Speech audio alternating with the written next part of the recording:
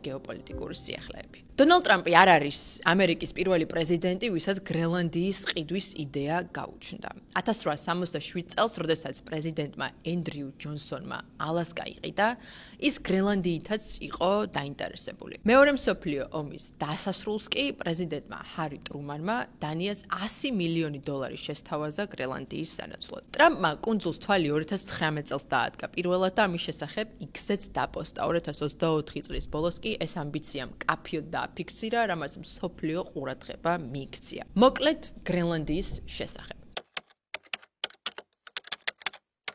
გრენლანდია მსოფლიოს ყველაზე დიდი კუნძულია, რომელიც ატლანტიკის ოკეანის ჩრდილოეთში მდებარეობს, ჩრდილოეთ ამერიკასა და ევროპას შორის. 1953 წლამდე კუნძული დანიის კოლონია იყო, ახლა კი ის დანიის დაქვემდებარებაში მყოფი ავტონომიური ტერიტორიაა, თავისი ადგილობრივი მმართველობით, თუმცა დიდი ხანია კუნძულს დამოუკიდებლობაზე აქვს პრეტენზია. 2025 წლის საახალწლო მიმართვაში გრენლანდიის პრემიერ-მინისტრმა ხაზი გაუსვა დამოუკიდებლობის სურვილს და დონალდ ტრამპის საპასუხოდ ისიც განაცხადა, რომ კუნძული მხოლოდ ადგილობრივებს ეკუთვნით. გრენლანდია არაა ევროკავშირის ნაწილი, თუმცა ოფიციალურად ის ევროკავშირთან ასოცირებულ ზღვის იქითა ტერიტორიად მოიაზრება, რის გამოც გრენლანდია ევროკავშირთან ვაჭრობის ხელსაყრელი პირობებით და სხვადასხვა სექტორში გამარტივებული თანამშრომლობით სარგებლობს, თუმცა ისიც უნდა აღინიშნოს, რომ პოლიტიკოს ამ სტატიაში ნათქვამია, რომ კუნძულზე მცხოვრები 57,000 ადამიანიდან 55,000 დანიის და შესაბამისად ევროკავშირის მოქალაქეა. დანია განაგებს გრენლანდიის საგარეო ურთიერთობებსა და თავდაცვას, მაგრამ კუნძული დამოუკიდებელია საშინაო საქმეების მართვაში, როგორიცაა ვაჭრობა, ეკონომიკა, ჯანდაცვა, დასაქმება და ასე შემდეგ. გრენლანდია ასევე მდიდარია ბუნებრივი რესურსებით, თუმცა მისი ეკონომიკა მაინც დანიაზეა გადაჯაჭვული და მათი ბიუჯეტის ნახევარი სწორედ დანიურ სუბსიდიებზე დგას. ამავდროულად კუნძულს აქვს ეკოლოგიური და გეოლოგიური გამოწვევები. მისი 80% ყინულითაა დაფარული, რაც დიდ ნაწილს დაუსახლებელსა და ეკონომიკურად აუთვისებელს ხდის. და მაინც, რატომ უნდა ტრამპს გრენლანდიის ყიდვა? ტრამპის თქმით, ეროვნული უსაფრთხოებისა და მსოფლიოს თავისუფლებისათვის გრენლანდია აუცილებლად ამერიკის ტერიტორია უნდა გახდეს. Because we need it for national security. That's for the free world. I'm talking about protecting the free world. მაგრამ კონკრეტულად რა უსაფრთხოების კომპონენტებზეა საუბარი? გამოვყოთ 3 ძირითადი ნაწილი. პირველი, რესურსები. გრენლანდია მდიდარია ნავთობით და იშვიათი მინერალებით, რომელთა უმრავლესობაც ხშირად ჩინეთიდან და რუსეთიდან მოდის.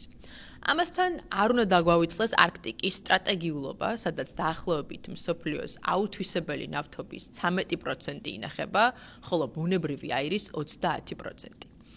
ამიტომ არაა გასაკვირი, რომ ამერიკას ამ რესურსების კონტროლის სურს. გრენლანდიაში ნავთობაღმოჩენები 1970-იანი წლებიდან მიმდინარეობდა, რომელშიც მსოფლიოს უმსხვილესი კომპანიები მონაწილეობდნენ, თუმცა 2021 წელს გრენლანდიის ბუნებრივი რესურსების მინისტრმა ეკოლოგიური მიზეზით შეაჩერა ნავთობმოპოვების პროცესი, რადგან ამით გარემოს უფრო დიდი ზიანი ადგებოდა, ვიდრე სარგებელი. ამ გამოცემის მიხედვით, დღეს შეერთებული შტატები ნავთობპროდუქტების ყველაზე დიდი მწარმოებელია და ის ნამდვილად არ განიცდის ბუნებრივი რესურსების ნაკლებობას.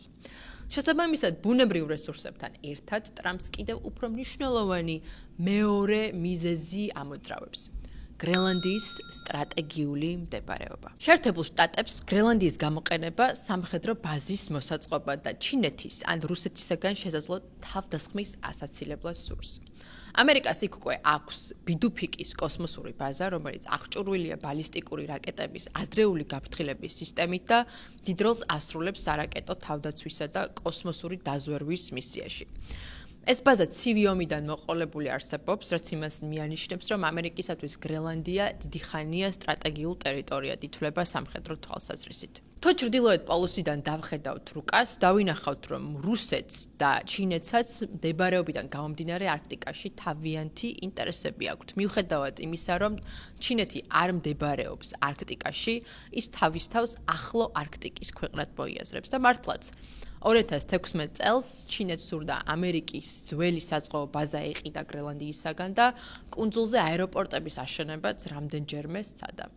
ბუნებრივია ამ საქციელმა ვაშინგტონი აღაშფოთა და გაჩნდა კითხვის ნიშანიც, თუ რამდენად ეფექტურად ახერხებდა დანია გრენლანდიის არადასავლური გავლენებისაგან დაცვას.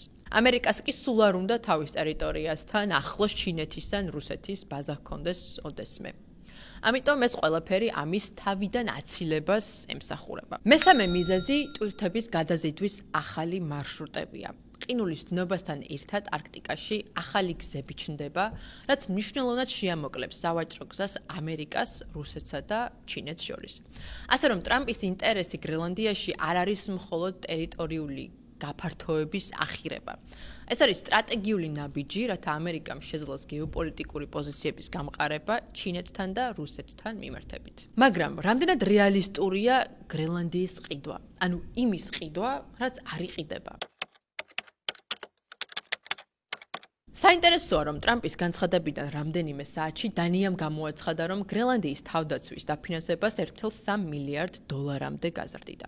თუმცა დანიის თავდაცვის მინისტრის თქმით, ტრამპის განცხადება და გრენლანდიის თავდაცვის ბიუჯეტის გაზრდა უბრალოდ დამთხევაა. ზოგისთვის დამთხევა, ზოგისთვის კი მიზანმიმართული ნაბიჯი. იმასაც საუბრობენ, რომ შესაძლოა გრენლანდიის ყიდვის განცხადება ტრამპისგან ერთგვარი სიგნალი იყო დანიისათვის, რომ თავდაცვის ხარჯები გაეზარდა არქტიკაში. გრენლანდიის შეძენა და შემდეგ მისი ამერიკანიზაცია საკმაოდ დიდი ლოჯისტიკური გამოწვევაა. შეერთებული შტატებისთვის 2019 წელს ვაშინგტონ პოსტმა მიაახლოვა, რომ გრენლანდია დაახლოებით 1,7 ტრილიონი დოლარი ეღირებოდა კუნძულის ინდუსტრიისა და ბუნებრივი რესურსების გათვალისწინებით. გარდა იმისა, რომ ეს არის ასტრონომიული რიცხვი, გრენლანდია მიბმულია დანიის სუბსიდიებზე, რაც ძალიან არაამერიკული მიდგომაა ეკონომიკისა და მმართველობისადმი. ამიტომ არქტიკის უსაფრთხოებისათვის დანიის მიერ თავდაცვის გაძლიერება უფრო იაფი და სწრაფი გამოსავალია, ვიდრე კუნძულის შეძენა და მისი შემდეგ რეფორმირება. თუმცა საინტერესოა თქვენ რას ფიქრობთ ამასთან დაკავშირებით? მართლა უნდა თუ არა ტრამპს გრენლანდიის შეძენა და მოახერხებს თუ არა ამას? მაცნობეთ კომენტარებში. თუ მსგავსი კონტენტი გაინტერესებთ, გამოიწერეთ ჩემი არხი ცნობისთვის, გამომყევით Instagram-ზე, TikTok-ზე, X-ზე, რათა არ გამოგრჩეთ სიახლეები. და ასევე, თქვენ ახლა უკვე შეგიძლიათ კონტენტის მოსმენა Spotify-ზე, ხმოვან რეჟიმში. მადლობა ყურადღებისათვის, შევხვდებით შემდეგ ვიდეოში.